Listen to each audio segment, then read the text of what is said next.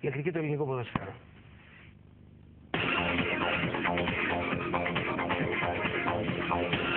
Θωμάς Μάτσιος, αντιπρόεδρος ΠΑΕ Εδεσσαϊκός.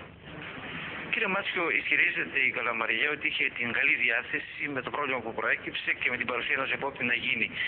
Όμως ο Εδεσσαϊκός ήθελε να τηρηθεί ο κανόνας με την παρουσία των δύο και την κλήρωση. Έτσι λοιπόν δεν γίνεται το μάτι. Ναι.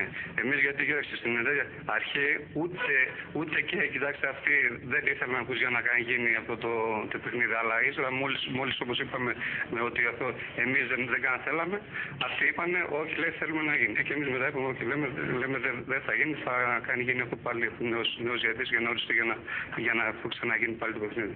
Δεν έπρεπε να υποχωρήσετε και οι δύο δεδομένου ότι δεν σας επιτρέπουν και οι αγωνιστικές, υπάρχει το κύπελλο, όλα αυτά. Όχι, δεν πειράζει, δεν μας πειράζει. Ας γίνει όποτε θα κάνει εξοδοτήσεις πάλι η ΕΦΕΠΑΕ. Έτσι λοιπόν ότι ο Εδεσσαϊκός στην αρχή ύθελε, αλλά από την πρώτη άρση της Καλαμαριάς. Ναι, μπράβο. Ύστερα μόλις είπαν κοιτάξτε αυτοί ότι όχι, δεν θέλαμε για να γίνει το παιχνίδι. Και εμείς ύστερα είπαμε εντάξει, δεν θέλουμε κι εμείς.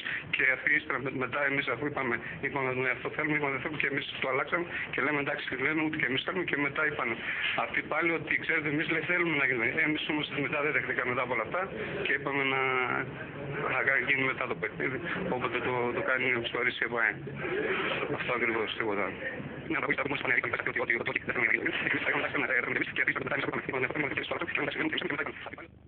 ναι, μπράβο. Ύστερα μόλις είπαν κοιτάξτε αυτοί ότι όχι, δεν θέλαμε για να γίνει το παιχνίδι.